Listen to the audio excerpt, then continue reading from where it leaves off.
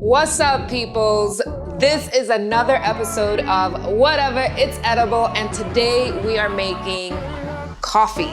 So, if you guys follow me on Instagram, you have seen my morning ritual.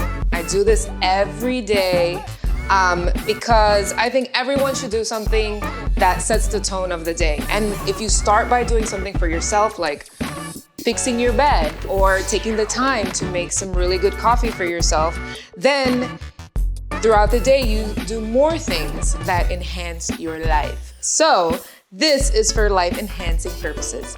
And you guys know I fired Bella the last few episodes.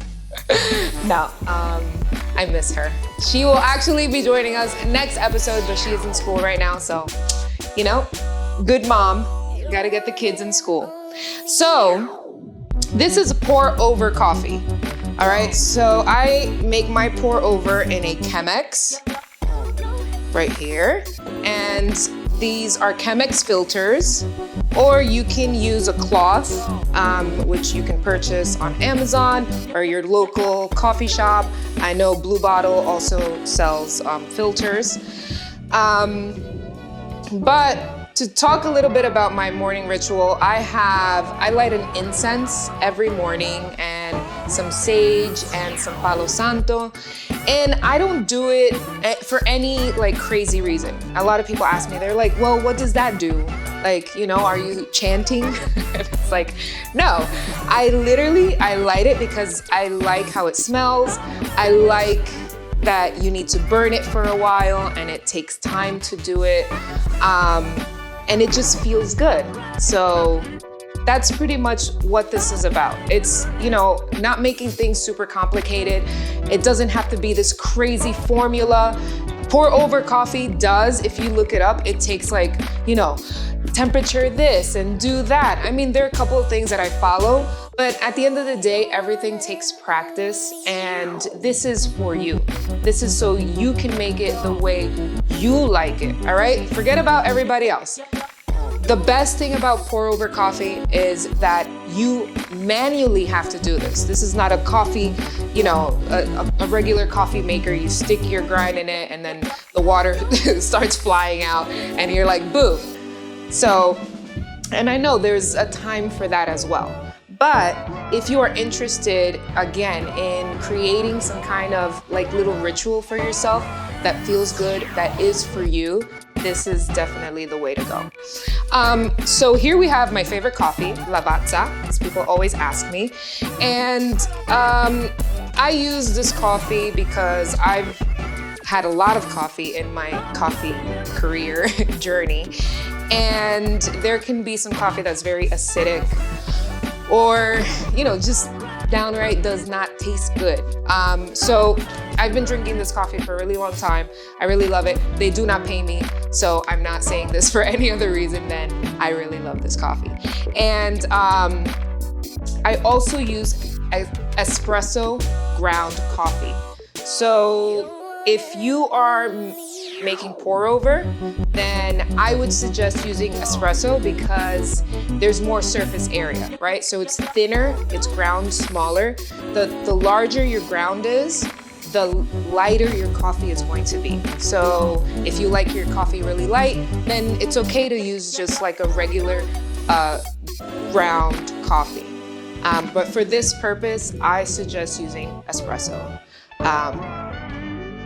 All right, so now we're gonna start making our coffee. We have our Chemex, we have our filter, and I heat up some water here in my pot. And so you want your water temperature to be at 200. So you can actually burn coffee. And if you ever go to like a corner store and they give you like those thank you cups, if you're from New York, you know what I'm talking about. And it's like, thank you, I burned your coffee. Well, that's because, you know, it's just hot water coming out of a freaking pot. Like, you know, they're not watching this. So 200 is the number you want to hit. And you could take a regular thermometer, check your water. And again, this is not even something that you have to do if you want to, all right? If not, just hot water, whatever. And I'm gonna start off by just wetting my my filter. And also I do this so that I can heat my Chemex, because you're gonna notice in the beginning when you start this process that because it takes a while for the coffee to actually pour through, your coffee may be cold. So a lot of people will complain about that. Oh, my coffee's cold by the time I drink it. Let me tell you something. The more you do something, the better you get at it, the easier and faster this process becomes. But it's not about it being fast. It's about you being patient, you doing something, and being present the whole time. Okay, so when you're making this coffee, you don't want to be like on your phone or doing the laundry or dealing with anything else. You want to be here the entire time because, again, yeah, you may end up with cold coffee, or like I used to do in the beginning all the time, I would make mistakes and not pour this water out and keep, start pouring my water on my coffee and end up with watery, disgusting coffee. So be here, be present, and just take every step nice and slow. All right, so now that the Chemex is hot, our filter, also if you're using a paper filter, it kind of gets rid of like any chemicals or anything that's on the filter. At least that makes me feel better by thinking that, even whether it's true or not. You want to pour the water out, okay? Do not forget. It's happened to me so many times. And then you want to add your coffee ground. So this is espresso, like I said, and here I have 4 tablespoons.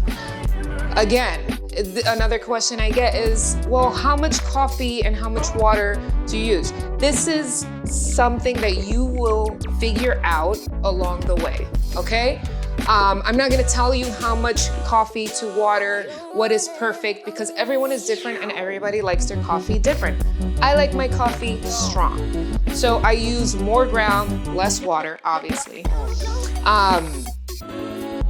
So right now I have 4 tablespoons of espresso ground in here.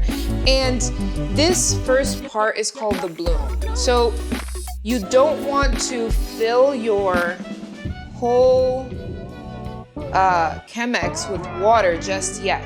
You just want to put enough water to cover the ground, all right? And I go in a clockwise direction, and I start on the outside of the rim and then slowly pour towards the middle. And you're going to see that it's going to start bubbling up and there's going to be a little bit of foam, and those are just the gases. That's carbon dioxide. And if you let those gases pass, that was funny. I did not mean to do that. Then you actually get better tasting coffee. So let the gas pass. And that takes about 30-40 seconds. So it's pretty quick. And once you see that has gone, now you can just start pouring your coffee like regular. So again, you're gonna start pouring in a clockwise direction from the outside, going in towards the middle, and it's super foamy at the top. It looks like creamy and amazing, and you just smell it. And again, you're here. I listen to a little bit of music, I have my sage burning, I have my incense burning, and it's amazing. And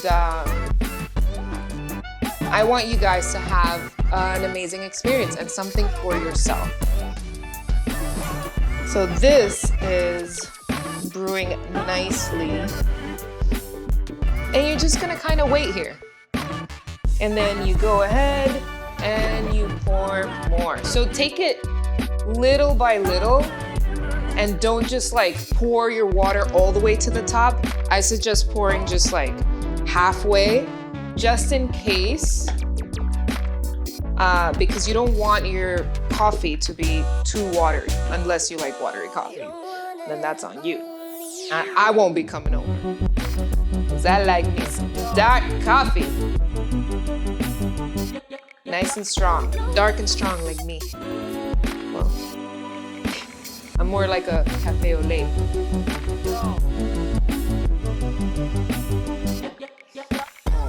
All right. So also, do not use a spoon or anything to move the ground in your filter, all right? You have already created a pattern in your coffee ground in the water that's sitting here. So if you move that around, then it's gonna get stuck and you're gonna see that there's no water passing through, and that's not something that you want. So just leave it alone, okay? You know, this is like a test, okay? So be patient, take a chill pill, don't get agitated, let it do its thing, and you just sit here and you wait.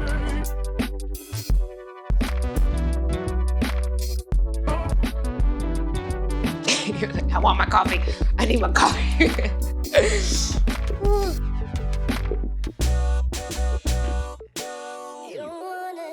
And if you do this right, it's gonna take a good 15 minutes to make this coffee.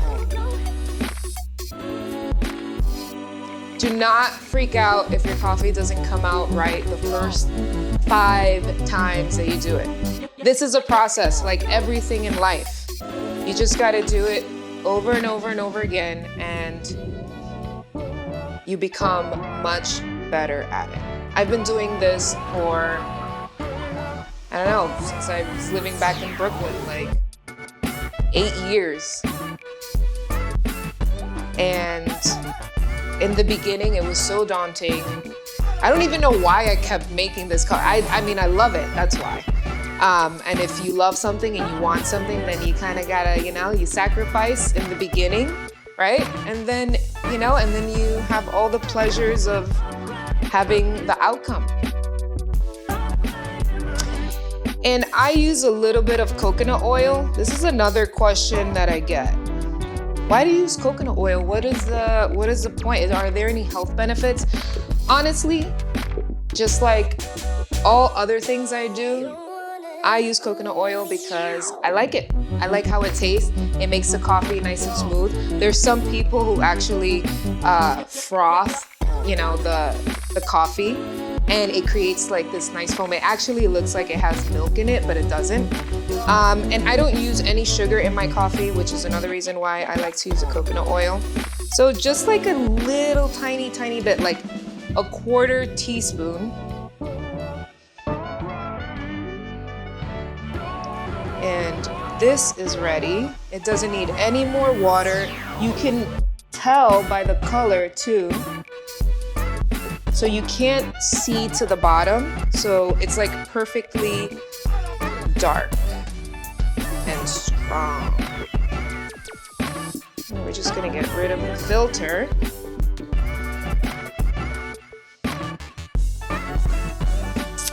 And pour our yummy coffee. Look at that. It's beautiful and it smells amazing. I want you guys to create your own morning ritual. It is something that has helped me have a better day, just better life overall. Do something for yourself. Make yourself some good coffee. So if you guys want my morning ritual, you can go to fitgirlmel.com or click on the link in the description, and I'll see you guys next time.